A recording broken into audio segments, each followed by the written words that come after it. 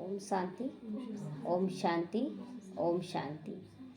आज बाबा कह रहे मीठे बच्चे, बाप तुम रूहों से रूह रिहान करते हैं।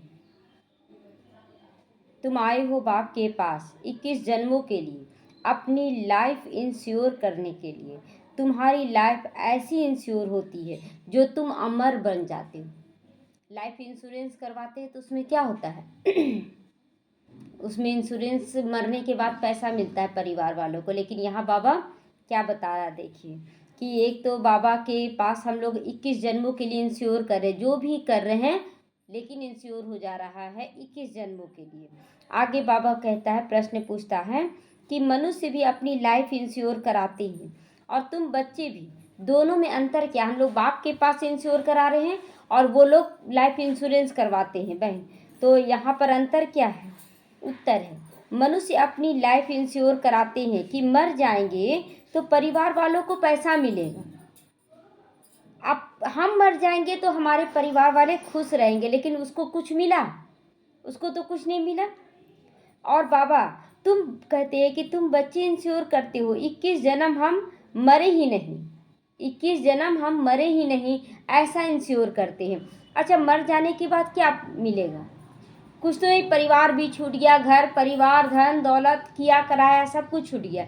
लेकिन यहाँ पर बाबा कह रहा कि अगर तुम यहाँ इंश्योर कराते हो बाप के पास तो 21 जन्म तक तुम कभी मरते ही नहीं हो, क्योंकि आत्मा जागृति रहती है आत्मा की, तो अमर बन जाओ। सत्युग में कोई इंश्योर कंपनियां नहीं होती हैं।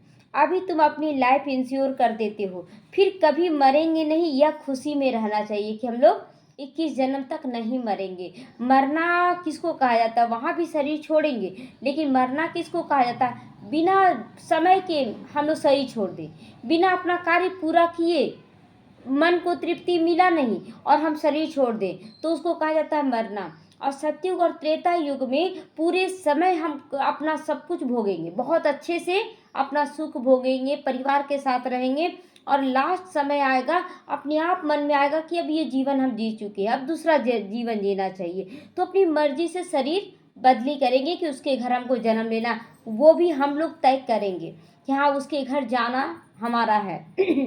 तो इस तरह से बाबा कहता है कि बच्चे वहाँ मरना नहीं होगा, वहाँ पर जो जीना हो जाएगा ना। आज गीत बजा है, ये कौन आया आज सवेरे सवेरे, आज फिर वही गीत बजा कि आज कौन आया सवेरे सवेरे। ओम शांति। रूहानी बाप बैठे रूहानी बच्चों से रूह रिहान करते हैं। तुम बच्चे जानते हो बाप हमको अभी 21 जन्म तो क्या 40-50 जन्मों के लिए इंश्योर कर रहे हैं। तो टोटल जन्म कितना होता है? 84 जन्म। और बाबा कई बार बोलता है कि क्या द्वापर युग में दुख हो जाएगा? नहीं। तो द्वापर युग में दुख नहीं होगा तो 21 जन्म इधर हो गया और इधर 21 जन्म इधर हो गया, तो टोटल कितना हो गया? 42 जन्म। 42 जन्म। और यहाँ 40 से 50 यानी कि कलयुग का भी जन्म ले लीजिए, चाहे कलयुग का भी जन्म, तो 42 जन्म, 8 जन्म और ले लीजिए, उसमें 50 जन्म यहाँ लिखा हुआ। बाबा कई बार कहता है कि 3/4 से ज़्यादा तुम सुख भोगते हो, यानी कलयुग के आधा तक हम लोग बहुत सुखी रहेंगे, उसके बाद धीरे धीरे दुख बढ़ेगा, और लास्ट जन्म में जब पूरा दुख हो जाएगा तब फिर बाबा को पुकारेंगे और वो अपनी गोद में भर लेगा। कितना सुंदर हम लोगों का जन्म है। तो 40-50 जन्मों के लिए इंश्योर कर रहे हैं। वो लोग इंश्योर करते हैं कि मर जाएं तो उनके परिवार वालों को पैसा मिले। तुम इंश्योर करते हो कि 21 जन्मों के लिए हम मरे ही नहीं, 21 जन्म मरना नहीं होगा। हाँ, द्वापर युग में मरना शुरू हो जाएगा, क्योंकि वहाँ पर विकार शुरू हो जाएगा, देवभान, तो वहाँ तृप्ति नहीं होगा और शरीर छोड़ेंगे तो कुछ ना कुछ इच्छा लेकर मरेंगे। तो बाबा कहते अमर बनाते हैं ना बाबा तुमको, तो तुम अमर थे, मूल वतन भी अमर लोक है, वहाँ भी आत्मा रूप में रहेंगे, तो वहाँ तो मरना होगा नहीं, वहाँ मरने जीने की तो बात ही नहीं रहती, वो है आत्माओं का निवास स्थान। अब यह रूह रिहान बाप अपने बच्चों से कर रहे हैं, बाहर वाले ये सब नहीं समझेंगे। तो ये रूह रिहान मतलब रूह रिहान का मतलब है बातचीत, बातचीत हो रही है बाबा से हमारी। तो कई कहते हैं अब यह बच्चों से बातचीत करते हैं बाबा, और कोई से नहीं करते, बाहर वालों से नहीं करेंगे बाबा। जो रूह अपने को जानती है उनसे ही बात करते हैं, बाकी और कोई बाप की भाषा को समझेंगे ही नहीं, पूरी रीति से नहीं समझेंगे कि बाबा क्या बोलता है। अचानक किसी को मुरली सुना दीजिए, उसको नहीं समझ में आएगा। हाँ, कुछ कुछ पॉइंट टच हो जाएगा, लेकिन पूरा मुरली नहीं समझ में आएगा। तो इनकी भाषा कोई नहीं समझेगा। प्रदर्शनी में इतने आते हैं, तो तुम्हारी भाषा को समझते हैं क्या? कोई आत्मा बोलेंगे तो बोलेगा, कोई भूत बोल रहा है, कोई कुछ बोलता है, पूरी रीति नहीं समझते हैं। तो उसको बहुत सीधा साधा लैंग्वेज में समझाना पड़ता है कि भगवान आया हुआ है, आकर उसको समझो। कैसे वो ज्ञान देकर हमारे जीवन को सुखमय बना रहा है, कैसे जीवन जीने की कला सिखा रहा है। तो बाबा कहता है प्रदर्शनी में बहुत आते हैं, लेकिन नहीं समझ पाते हैं कि क्या है। कोई मुश्किल थोड़ा बहुत समझते हैं। तुमको भी समझाते समझाते कितने वर्ष हो गए ना, आज समझाते समझाते कितना वर्ष हो गया, 89 साल चल गया है, 88 साल पार हो गया समझाते समझाते, लेकिन अभी भी पूरा विश्व तक नहीं फैला है, अभी भी बाकी है। तो बाबा कहते हैं कि है भी सेकंड में समझने की बातें। हम आत्माओं को जो पावन थी वही पतित बन गई, और फिर हमको पावन बनना है। उसके लिए स्वीट फादर को याद करना है। उनसे स्वीट और कोई भी चीज़ नहीं होती है, उनसे मीठा कोई चीज़ है? शिव बाबा कितना मीठा है, कि इतना मीठा है, हम सबको कैसे थे, कड़वे थे, खट्टे थे, तीखे थे, लेकिन बाबा कैसा बना दिया, मीठा बना दिया है। तो इतना मीठा है हमारा बाबा, तो उनसे मीठी चीज़ तो कोई है नहीं कि सबको मीठा बना दे रहा है। तो इस याद करने से ही माया के विघ्न पड़ते हैं। इतना ऐसे याद करने में ही माया का विघ्न पड़ता है। यह भी जानते हो बाबा हमको अमर बनाने आए हैं। पुरुषार्थ कर अमर बन, अमरपुरी का मालिक बनना है। अमर बनकर मैं आत्मा हूँ ये पूरी तरह से धारण करेंगे तो अमरपुर के मालिक बन जाएंगे। अमर तो सब बनेंगे।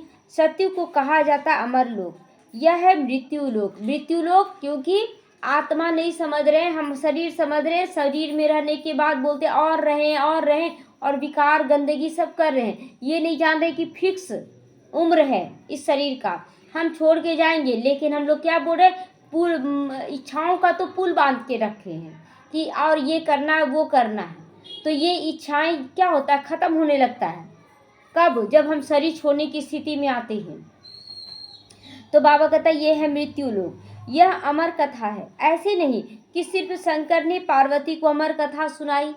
शंकर जो है वो हम सब शंकर हैं, और जो पार्वतियां आ रही हैं ना, नई नई आत्माएं आ रही, उनको हम लोग सुना रहे हैं। तो कोई एक को तो नहीं सुनाया होगा शिव बाबा, तो एक पार्वती नहीं है, तो हम लोग भी कितनी आत्माओं को ज्ञान दे रहे हैं और शिव से मिलवा रहे हैं। तो वह सब है भक्ति मार्ग की बातें। तुम बच्चे सिर्फ मुझे एक से ही सुनो, माँ में कम याद करो, ज्ञान मैं ही दे सकता हूँ। ड्रामा प्लान अनुसार सारी दुनिया तमो प्रधान बनी हुई है, अभी कोई भी सतो प्रधान नहीं है, सब पूरा तमो प्रधान बना हुआ है। अमरपुरी में राज्य करना उसको ही अमर पद कहा जाता है। वहाँ इंश्योर कंपनियां आदि नहीं होती हैं। सारा इंश्योरेंस कराकर यहीं से हम लोग जा रहे हैं, सारा इंश्योरेंस कराकर यहाँ से जा रहे हैं, तो वहाँ इंश्योरेंस कंपनियां नहीं हैं। अभी तुम्हारी लाइफ इंश्योर बाबा कर रहे हैं, अभी इंश्योर कर रहे हैं। जितना जितना आप देंगे उतना अच्छा इंश्योरेंस होगा। तो अभी तुम्हारी लाइफ इंश्योर हो रही है, तुम कभी भी मरोगे नहीं। यह बुद्धि में खुशी रहनी चाहिए ना कि हम अमरपुरी के मालिक बनने जा रहे हैं।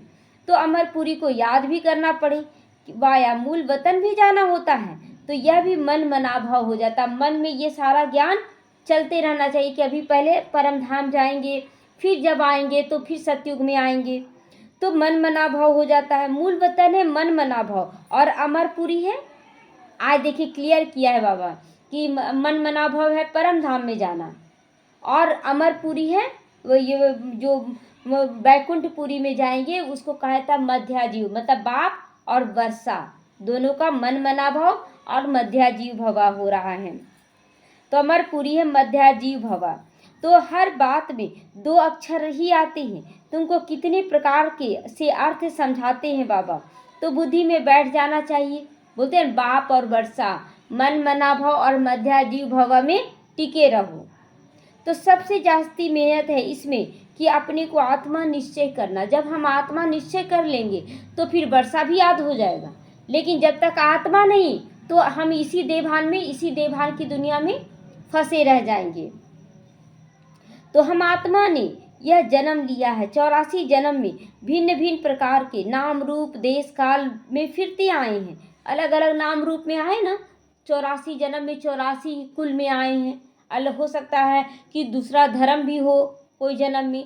तो इस तरह से हम लोग बदलते आए हैं, नाम रूप देश काल सब कुछ। सतयुग में इतने जन्म, कितने जन्म होते हैं सतयुग में? और त्रेता युग में 12, और द्वापर 21, और कलयुग में 42।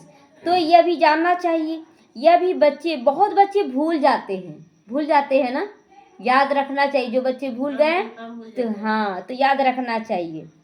तो यह भी बहुत बच्चे भूल जाते। मुख्य बात है अपने को आत्मा समझ स्वीट बाप को याद करना है। उठते बैठते या बुद्धि में रहने से खुशी मिलती है कि हम कितने जन्म, आज बाबा 40-50 जन्म का चर्चा किया है ना। और कई बार बाबा 3/4 से ज़्यादा का चर्चा किया है। तो हमें हमेशा सोचना कि बाबा एक जन्म के पुरुषार्थ का फल कितना दे रहा है, और हम अलबेले आलस्यपन में बैठे हुए हैं। तो इतना कुछ मिल रहा, क्यों इस जन्म के पीछे पड़े? हम लोग संगम युगी जीवन के पीछे पड़े, कलयुगी जीवन के पीछे नहीं। तो बाबा कहते हैं कि फिर से बाबा आया हुआ है, जिसको हम आधा कल्प याद करते थे कि आओ बाबा आओ, पावन बनाओ। तो पावन रहते मूल वतन में और अमरपुरी सतयुग में। भक्ति में मनुष्य पुरुषार्थ करते हैं, मुक्ति में वह कृष्णपुरी में जाने के लिए पुरुषार्थ करते हैं। मुक्ति कहो या निर्वाण धाम कहो, वानप्रस्थ अक्षर भी करेक्ट है, वाणी से परे स्थान, वहाँ कोई वाणी का काम नहीं होता है। सन्यासी लोग तो घर बार छोड़कर जंगल चले जाते हैं। आजकल के वानप्रस्थियों में कोई दम नहीं है, इसलिए जंगल भी नहीं जाते हैं। वानप्रस्थी जो होते हैं वो देखिए यहीं पर अपना सिंहासन लगा दे रहे हैं, प्रवचन ही सब कर रहे हैं, तो क्या है, सिंहासन भी उनका लग रहा है। और पहले के साधु सन्यासी जंगलों में जाते थे और गृहस्थी जाकर उनके पवित्रता का वाइब्रेशन कैच करते थे, जाकर खाना पहुंचाते थे, बहुत प्यार से खाना खिलाते थे। तो उन लोगों को चिंता नहीं रहता था। लेकिन अभी में वो ताकत नहीं है, तो सोचते खाएंगे क्या, तो वापस आ जाते हैं और गृहस्थियों के बीच प्रवचन ये सब करने लग जाते हैं। तो सन्यासी तो ब्रह्म को भगवान कह देते हैं, ब्रह्म लोक नहीं कहते हैं। अभी तुम बच्चे जानते हो पुनर्जन्म किसी का भी बंद नहीं होता है, कभी भी बंद नहीं होता है पुनर्जन्म। क्या यहाँ से जाएंगे तो बैठ जाएंगे हम लोग परम धाम में, फिर नीचे आएंगे, फिर जन्म लेंगे, तो किसी का भी बंद नहीं होता है। अपना अपना पाठ सभी बजाते रहते, आवागमन से कभी छूटना नहीं है। इस समय करोड़ों मनुष्य हो गए हैं और भी आते रहते हैं, तो पुनर्जन्म लेते रहेंगे। फिर फर्स्ट फ्लोर खाली हो जाएगा, फर्स्ट फ्लोर खाली होगा। मूल वतन है फर्स्ट फ्लोर, मूल वतन है फर्स्ट फ्लोर, सेकंड फ्लोर है सूक्ष्म वतन, और थर्ड फ्लोर है यही तीन लोक है। और जो लोग बोलते हैं ना आकाश लोक, पताल लोक, धरती लोक, तो आकाश लोक तो है, चलो ठीक है मान लिए, धरती लोक भी है, पताल लोक तो है ही नहीं कहीं। तो बाबा आज बोल रहा 3 लोग क्या क्या है, फर्स्ट फ्लोर है परम धाम, सेकेंड फ्लोर है सूक्ष्म तन, और थर्ड फ्लोर है धरती। तो ग्राउंड फ्लोर भी कहो इसको, दूसरा कोई फ्लोर है नहीं। मतलब अब कोई पताल लोक है क्या? अब पताल लोक तो है नहीं।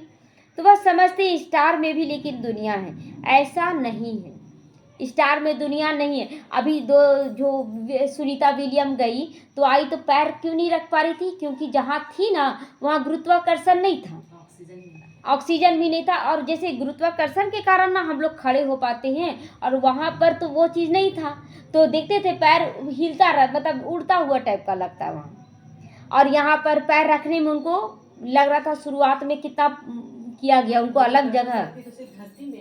हाँ हाँ, गुरुत्वाकर्षण सिर्फ यहीं पर है, वहाँ नहीं है। वहाँ ऑक्सीजन ऐसे तैरते जैसा। हाँ देखिए उसको, उनका दिखा रहा ना वीडियो, तो उड़ रही है टाइप का, ऐसा है। यहाँ पर वैसा होगा, इसीलिए तो वो पैर नहीं रख पा रही है थी शुरू में। उनको कितना दिन तक अभी मेडिकल में रखा गया कि इलाज चलेगा कि कैसा उनका शरीर है, एक्सेप्ट कर रहा है कि नहीं यहाँ का वातावरण। तो बाबा कहते हैं फर्स्ट फ्लोर में आत्माएं रहती है, बाकी मनुष्यों के लिए यह तो दुनिया है। तुम बेहद के बैरागी बच्चे हो, तुम्हें इस पुरानी दुनिया में रहते हुए भी इन आंखों से सब कुछ देखते हुए भी नहीं देखना है ना, देखते हुए भी नहीं देखना है, सुनते हुए भी नहीं सुनना है। तो बाबा कहते हैं यह तो मुख्य पुरुषार्थ, यही तो मुख्य पुरुषार्थ, देखते हुए भी नहीं देखना। हो सकता है अब आकर्षण जा रहा है कोई चीज में, जिसका आकर्षण जा रहा है वो अभी देह भान में, लेकिन नहीं आकर्षण अब जा रहा है, तो समझ लीजिए हम उस देह भान से ऊपर हो गए हैं, क्योंकि यह सब खत्म हो जाएगा। ऐसे नहीं कि संसार बना ही नहीं है, बना हुआ है, परंतु उसमें वैराग्य आ जाता है, और सारी पुरानी दुनिया से वैराग्य आ जाता है। भक्ति, ज्ञान और वैराग्य। भक्ति किए और उसका फल ज्ञान मिला, ज्ञान का फल है वैराग्य आ जाना। तो भक्ति के बाद है ज्ञान, फिर भक्ति का वैराग्य हो जाता है। बुद्धि से समझते हो कि यह पुरानी दुनिया है, यह हमारा अंतिम जन्म है, अभी सबको वापस घर जाना है। छोटे बच्चों को भी शिव बाबा की याद जरूर दिलानी है। उल्टे सुलटे खान पान आदि की कोई आदत नहीं डालनी है। अगर छोटा बच्चा घर में है तो बोले हम नहीं खा रहे, तो क्या हुआ, बच्चों को खिला देते हैं। तो बाबा आज क्लियर किया कि छोटे बच्चों को भी गलत खान पान का आदत नहीं डालना है, उसको भी घर का शुद्ध सात्विक भोजन ही खिलाने का आदत डालना है। तो आदत पड़ जाती है ना, जैसी आदत डालो वैसी आदत पड़ जाती है। आजकल संग का दोष बड़ा गंदा है, संग तारे कुसंग बोए। आज बच्चों को खिला देते हैं, आज बड़े होते हैं तो फिर जिद करते हैं कि नहीं और खाएंगे, ये खिलाओ वो खिलाओ, और जिन बच्चों को आदत नहीं डाला गया वो घर का ही भोजन पसंद करते हैं। तो बाबा इसीलिए कहता है संग तारे कुसंग बोरे। यह विषय सागर वैश्यालय भी है, विषय भी बहुत सारा है और विकार भी है, और ये वैश्यालय बना हुआ है। सत्य तो एक ही बाप परम पिता परमात्मा है, गॉड इज वन कहा जाता है ना, तो वह आकर सत्य बात समझाते हैं। बाप कहते हे रूहानी बच्चों, मैं तुम्हारा बाप तुमसे रू रिहान कर रहा हूँ। किससे बात करते हैं बाबा? हम बच्चों से बात कर रहे हैं। मुझे तुम बुलाते हो ना, वही ज्ञान का सागर पतित पावन हूँ मैं, नई सृष्टि का रचयिता हूँ मैं। पुरानी दुनिया का सृष्टि का विनाश कराते हैं। यह त्रिमूर्ति तो प्रसिद्ध है ना, ब्रह्मा विष्णु शंकर, तो ऊंची से ऊंचा लेकिन शिव बाबा है। अच्छा, फिर सूक्ष्म तन में ब्रह्मा विष्णु शंकर हैं, उन्हों का साक्षात्कार भी होता है, क्योंकि वो पवित्र है ना, संपूर्ण ब्रह्मा बने, विष्णु भी उनके बाद, उसके बाद शंकर है दिखाते हैं। तो बाबा कहते हैं कि ये सब साक्षात्कार है, उन्हों को चैतन्य में इन आंखों से नहीं देखा जा सकता है। बहुत नौंधा भक्ति से देख सकते हैं, ये भी बाबा क्लियर करा कि बहुत ज़्यादा करेंगे तो बाबा को साक्षात्कार कराना पड़ता है। तो समझो कोई हनुमान की का भक्त होगा तो उनको साक्षात्कार हो जाएगा, शिव का भक्त होगा तो झूठ बताया गया है कि परमात्मा अखंड ज्योति स्वरूप है। बाप कहते हैं मैं तो इतनी छोटी सी बिंदु हूँ, वह कहते अखंड ज्योति स्वरूप। अर्जुन को दिखाया गया, अर्जुन को इतना दिखाया गया कि देख नहीं सका, वो बोला बस करो हमको अपना मोहिनी रूप दिखाओ, ये बोलने लगे। तो बाबा कहता है ये सब झूठा बात है। उसने कहा बस मैं सहन नहीं कर सकता हूँ। उनको दीदार हुआ तो गीता में लिखा हुआ है ना, मनुष्य समझते अखंड ज्योति का साक्षात्कार हुआ, तो क्यों बोले वो? अर्जुन जो बोला कि बस करो, ये किस चीज के लिए बोला? विनाश का, विनाश जब बोले थे, और वो, हाँ वो उनका गीता पढ़ा हुआ था कि नहीं दे पाएंगे, वो कॉन्शियस में था। हाँ, उनका अंदर बैठा हुआ था, लेकिन जैसे ही विनाश वो देखे ना तो बोले बस करो, ये क्या दिख रहा है, अब बर्दाश्त नहीं होता है। तो वही बोले कि कुछ अच्छा दिखा, तो उसी में फिर स्वर्ग का साक्षात्कार होता है और उनका वैराग्य संपूर्ण आ जाता है कि ऐसा ऐसा होगा दुनिया में। तो ये सारा कुछ हुआ है, बाबा क्लियर कर रहा है। तो जैसे बिंदी मिसल तुम्हारी आत्मा है, वैसे मैं भी हूँ। जैसे तुम ड्रामा के बंधन में बंधे हो, वैसे मैं भी ड्रामा के बंधन में बांधा हुआ हूँ। सब आत्माओं को अपना पाठ मिला हुआ है।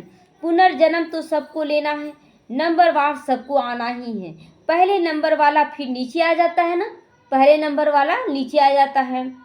यह समझाया है कि सृष्टि रूपी चक्र फिरता रहता है। जैसे दिन के बाद रात होती, वैसे कलयुग के बाद सतयुग तो आएगा ना, तो सतयुग आएगा, फिर सतयुग के बाद त्रेता द्वापर कलयुग, ये चक्र बना हुआ है। फिर संगम युग आता है, संगम युग पर ही बाप चेंज करते हम लोगों को, काला से गोरा बनाते हैं। जो सतो प्रधान थे वही तमो प्रधान बने, फिर वही सतो प्रधान बनेंगे। ये नियम है, जो बूढ़ा हुआ वो फिर बच्चा बनेगा, तो बाबा कहता है कि यहाँ पर भी जो तमो प्रधान बन गए हैं वही सतो प्रधान बनेंगे। शरीर तो सबका छूटेगा। अब जो युवा पीढ़ी में मतलब जो बच्चा द्वापर में आया है तो द्वापर में जाकर जन्म लेगा। ये नहीं कि वो यहाँ पर मर रहा तो जाके सतयुग में पहुंच जाएगा, नहीं।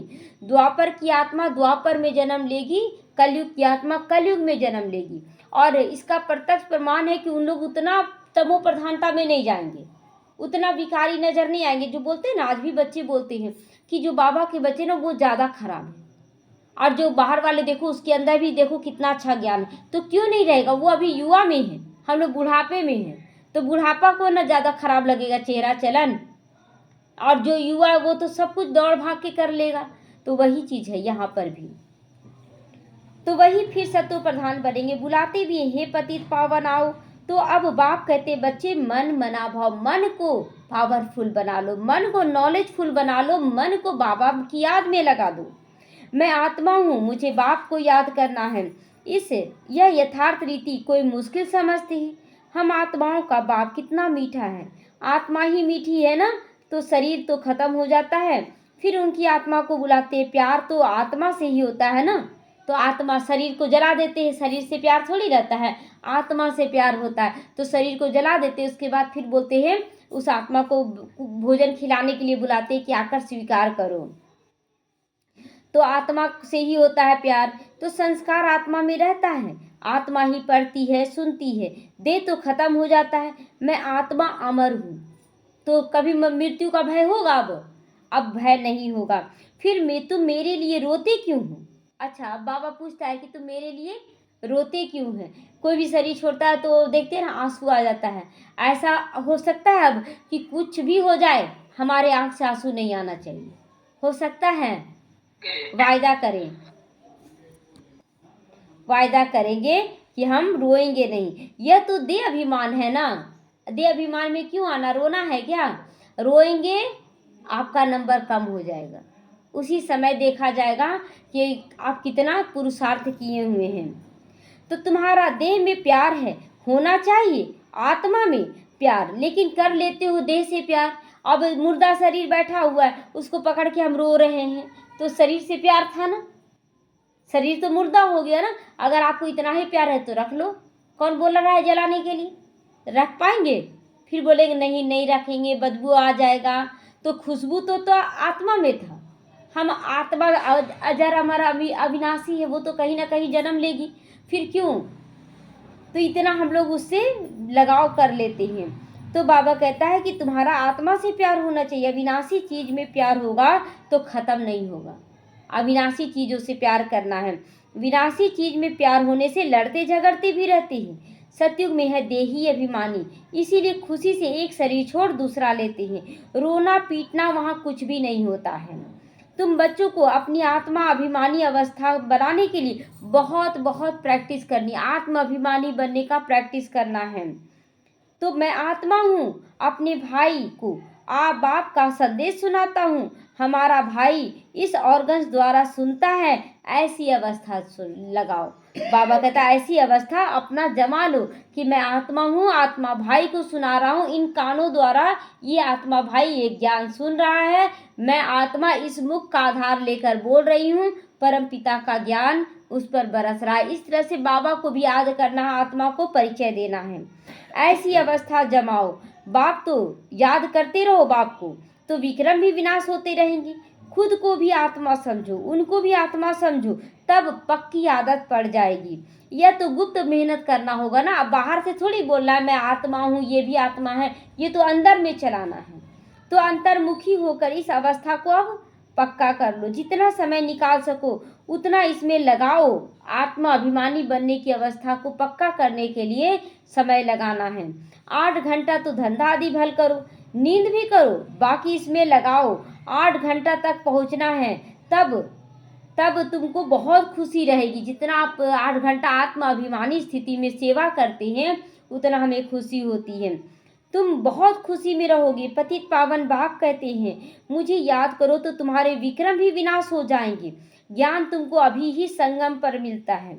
महिमा सारी इस संगम युग की है। इस संगम युग पर ही हम बहुत प्राप्ति स्वरूप बन जाते हैं, पुरुषार्थ करते हैं। तो जबकि बाप बैठ तुमको ज्ञान समझाते, इसमें स्थूल कोई बात नहीं। यह जो तुम लिखते हो कि वह सब खत्म हो जाएगा, नोट भी इसीलिए करते हैं तो पॉइंट नोट होने से याद रहेगी। कोई की बुद्धि तीखी होती है तो बुद्धि में याद रहता है। जैसे बहुत बच्चे लिखते हैं और लिखते हैं तो क्या करते हैं कि फिर वो कॉपी रख दिए, दोबारा पढ़ने का नाम नहीं। लेकिन बहुत बच्चे तीखे हैं तो वो अपनी मन बुद्धि पर लिख लेते हैं, बुद्धि रूपी कलम से मन पर लिख लेते हैं और वो हमेशा याद रहेगा। जब कुछ बात में उलझेंगे तो मन और बुद्धि तुरंत वो ज्ञान का पेज उल्टेगा और बोले बाबा क्या बोले हैं, ऐसे करते हैं तो वह सब खत्म हो जाएगा। यह जो तुम लिखते हो ना वह भी खत्म हो जाएगा। बाबा कहते हैं इसमें कोई स्थूल बात नहीं है कि तुमको लिखना है, यह जो तुम लिखते हो ये सब खत्म हो जाएगा। नोट भी इसीलिए करते हैं तो पॉइंट्स नोट होने से याद रहेगा। कोई की बुद्धि तीखी है तो याद रहेगा, लेकिन नंबरवार है सबकी बुद्धि। मुख्य बात है बाप को याद करना और सृष्टि चक्र को याद करना।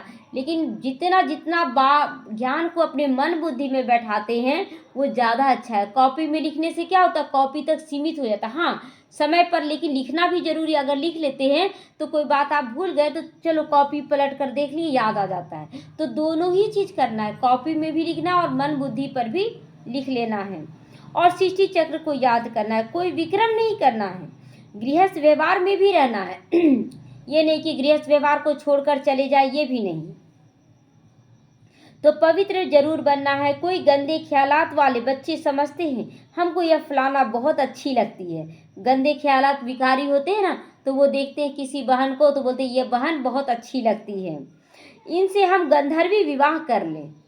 ये आना भी, अगर ये हल्का सा भी आया कि हम इससे गंधर्वी विवाह कर लें, ये भी बहुत बड़ा गलती हो जाएगा, बहुत बड़ा पाप का बोझा हो जाएगा।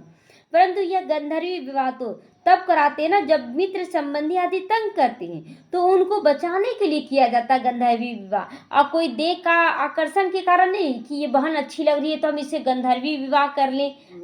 हाँ वो तो विकारी क्या, वो तो बाबा सेवा के लिए ना। क्यों बहन आना चाहती है, परिवार बोला चाहे अपने ही ब्रह्मा कुमार से शादी करा दो तभी हम बेटी को जाने देंगे। उस स्थिति में गंधर्वी विवाह कराया गया और फिर दोनों भाई बहन अपना अपना सेवा में लग जाते थे, अपना अपना ड्रेस पहन लेते थे, ये होता है। लेकिन यहाँ पर बच्चे क्या करते, थोड़ा गुम कर दिए और गंधर्वी विवाह को पकड़ लिए।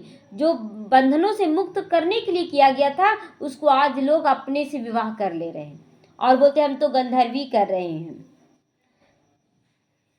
तो वह कभी रह नहीं सकेंगे, पहले दिन ही जाकर गटर में गिर पड़ेंगे, बोलेंगे हम शादी कर रहे हैं, गंधर्वी विवाह कर आ जाएंगे तो फिर विकार में गिर पड़ेंगे, गटर में गिर पड़ेंगे, नाम रूप में दिल लग जाएगा। फिर ये मेरी पत्नी है, ये बाहर से बोलेंगे भाई और बहन और अंदर से बोलेंगे पति पत्नी। कैसा गंदा रहता है ना, कितना गंदा ये सब है काम। तो यह तो बड़ी खराब बात होती है ना। गंधर्वी विवाह करना भी कोई मौसी का घर नहीं है, कर लेना उसके बाद विकारों में ना जाना। ऐसे बहुत एग्जाम्पल हैं जो किए हैं, लेकिन ये बहुत बड़ा हिम्मत की बात होती है। तो एक दो से दिल लगी तो कह देते गंधर्वी विवाह करे। इसमें संबंधियों को बड़ा खबरदार रहना चाहिए, शादी नहीं करना चाहिए। संबंधी को खबरदार रखना है कि अपने बच्चों का ये नहीं सोचे कि हम ब्रह्मा कुमार कुमारी से शादी कर दें, गलत है ये। तो यह बच्चे काम के नहीं है, जिससे दिल लगी है उससे दिल हटा लेना चाहिए, नहीं तो बातें करते रहेंगे लोग कितना बात करेंगे, देखो ज्ञान भी चल रहा था, देखो क्या कर लिया। तो इस सभा में भी बड़ी खबरदारी से रहनी चाहिए, जब आते हैं तो बड़ी खबरदारी से रहना चाहिए। तो अंदर में खुशी के ढोल बजेंगे, किस चीज का, कि हम सतयुग में जाने वाली आत्मा है। बहुत सेवा जो करेंगे उसके अंदर ढोल बजता रहेगा कि सेवा का शौक फिर भी जगा हुआ रहेगा कि हम और ज़्यादा सेवा करें। रिफ्रेश हुए और भागे, बाबा के पास माउंट आबू जाते हैं, बाबा मिलन में रिफ्रेश होते हैं, फिर आते हैं तो सेवा में भागना शुरू कर देते हैं। सर्विस के लिए एक सेंटर से दूसरे सेंटर तैयार होने चाहिए, एक सेंटर से बहुत बच्चे तैयार होने चाहिए। तुम्हारी सेवा तो बहुत फैलती जाएगी। बाबा कहता है एक छोटा सा पाठशाला से अनेक बच्चों को तैयार करो और बच्चों को फिर चारों तरफ भेजना है कि आप वहाँ सेवा संभालो, आप वहाँ सेवा, इससे सेवा बढ़ेगा। एक ही व्यक्ति थोड़ी जाएगा सब जगह। तो फैलती जाएगी, तुम्हारे साथ मिलते जाएंगे। आखिरी एक दिन सन्यासी भी आएंगे। अभी तो उन्हों की रजाई है ना, सन्यासियों की भी अपनी रजाई है। उन्हों के पैरों पर पड़ते हैं, पूजते हैं लोग, पैर छूते हैं, पैर धोकर भी पी लेते हैं बहुत लोग सन्यासियों का। बाप कहते हैं ये तो भूत पूजा हो गई ना, शरीर को धोकर पीना गंदा है ये। तो बाबा कहता है ये सब भूत पूजा है, मेरे तो पैर नहीं है, इसीलिए पूजने भी नहीं देंगे बाबा। बाबा पूजने नहीं देंगे बाबा। मैंने तो यह तन लोन लिया, ये तन मेरा नहीं है, लोन लिए हैं ये तन, तो इस तन का भी पैर नहीं छूना है। तो इसीलिए इनको भाग्यशाली रथ भी कहा जाता है। इस समय तुम बच्चे बहुत सौभाग्यशाली हो, क्योंकि तुम यहाँ ईश्वरीय संतान हो। गायन भी है ना, आत्माएं परमात्मा अलग रहे बहुकाल, सुंदर मेला बन गया जब सतगुरु मिला दलाल। तो बहुत काल से अलग रहे वही आते हैं, उनको ही आकर पढ़ाता हूँ। श्री कृष्ण का यह अंतिम जन्म, इसीलिए नाम भी है कि एक का श्याम सुंदर नाम पड़ा है ना, श्याम भी है और सुंदर भी बन जाते हैं। तो यह बात बाप ही आकर समझाते हैं। शिव का तो किसी को भी पता भी नहीं कि वो चीज क्या है। मैं हूँ परमात्मा, परम धाम में रहने वाला हूँ, तुम भी वहाँ के रहने वाले हो। मैं सुप्रीम पतित पावन हूँ, तुम अभी ईश्वरीय बुद्धि वाले बने हो। बाबा हमेशा सुप्रीम है और हम लोग बन रहे हैं। ईश्वर की बुद्धि में जो ज्ञान है वह तुमको सुना रहे हैं। सत्युग में भक्ति की बातें नहीं होती है, यह ज्ञान तुमको अभी मिल रहा है। अच्छा मीठे मीठे सीखी लदे बच्चों प्रति माता पिता बाप दादा का याद प्यार और गुड मॉर्निंग। रूहानी बाप की रूहानी बच्चों को नमस्ते। हम रूहानी बच्चों की रूहानी माता पिता बाप दादा को याद प्यार, गुड मॉर्निंग और नमस्ते नमस्ते। शुक्रिया बाबा शुक्रिया। धारणा के लिए आज मुख्य सार है, अंतर्मुखी होकर अपनी अवस्था को जमाना है। अंतर्मुखी मतलब ज्यादा किटकिट में नहीं आना, बातचीत में नहीं आना है, बस अंतर्मुखी होकर विचार सागर मंथन करना, क्या सही प्रैक्टिकल में आना है। प्रैक्टिकल जो बाबा ज्ञान दे रहा है ना कि आत्मा हो तुम, तो आत्मा समझ कर जीवन जीना है। अभ्यास करना, मैं आत्मा हूँ, अपने भाई आत्मा को बाप का संदेश देता हूँ, ऐसा आत्माभिमानी बनने की गुप्त मेहनत करनी है। रूहानी सेवा का शौक रखना है, आप समान बनाने की मेहनत करनी है। संग का दोष बड़ा गंदा, इसे बचकर रहना है। अपने आप को संभालना है, उल्टे सुल्टे खान पान की आदत नहीं डालनी है। वरदान है, विश्व कल्याण के कार्य में सदा बिजी रहने वाले विश्व के आधार मूर्त बनो। अगर विश्व कल्याण के कार्य में बिजी रहेंगे तो आपको देखकर अनेक आत्माएं सीखेंगी। तो इसी को कहा जाता है आधार मूर्त, कि आप करके दिखला रहे हो। विश्व कल्याणकारी बच्चे स्वप्न में भी फ्री नहीं रहते हैं ना, स्वप्न में भी चलता रहता ना, ऐसे आप कीजिए, ऐसे दिन भर फोन करते रहते ना, उससे बात करो उससे बात करो। तो सोए हुए थे तो इसी तरह मन में चल रहा था, नहीं ऐसे कीजिए ना तो ठीक हो जाएगा। बेटी क्या कर रही मम्मी 1 बजे रात को तो ये मन में बुद्धि में चलता रहता है कि कैसे किसको समझाएं, कैसे किसको लाना है। तो दिन रात बिजी रहते, स्वप्न में भी कई नई नई बातें, सेवा के प्लान्स व तरीके दिखाई देते हैं उनको। दिन भर में रात में भी ना यही सब चलेगा, कैसे सेवा करें, कहाँ जाएं। तो वे सेवा में बिजी होने के कारण अपने पुरुषार्थ के व्यर्थ से और औरों के भी व्यर्थ से बचे रहते हैं। उनके सामने बेहद विश्व की आत्माएं सदा इमर्ज रहती है, उन्हें जरा भी अलबेलेपन में नहीं आ सकते हैं। वो जरा भी अलबेलापन, ऐसा नहीं नींद ले रहे हैं तो नींद ही ले रहे हैं, ऐसा नहीं है। उसमें भी अलबेलापन नहीं लाना है। ये नहीं कि गलत सलत चीज़, अगर टाइम मिला तो गलत सलत चीज़ देख रहे हैं मोबाइल में, वो सब कुछ भी नहीं अलबेलापन में आना है। तो व्यर्थ से बचे रहेंगे। तो उनके सामने बेहद विश्व की आत्माएं सदा इमर्ज रहती, उन्हें जरा भी अलबेलापन नहीं आ सकता है। तो ऐसे सेवाधारी बच्चों को आधार मूर्त बनने का वरदान स्वतः ही प्राप्त हो जाता है। स्लोगन है, संगम युग का एक एक सेकंड वर्षों के समान है, इसीलिए अलबेलेपन में समय नहीं गंवाओ। अव्यक्त इशारे, कंबाइंड रूप की स्मृति द्वारा सदा विजयी बनो, जिसके साथ स्वयं भगवान सर्वशक्तिमान बाप कंबाइंड है। सर्व शक्तियाँ स्वतः ही उनके साथ हैं। सर्व शक्तियाँ जहाँ होंगी वहाँ सफलता ना हो ये असंभव है। कोई अच्छा साथी है तो लौकिक में भी मिल जाता है, तो उसको छोड़ नहीं सकते हैं। तो ये तो अविनाशी साथी मेरा, इतना सुंदर साथी मिला है। कभी धोखा देने वाला ये साथी है क्या?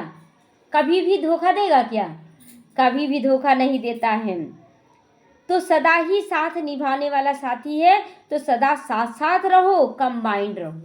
ओम शांति।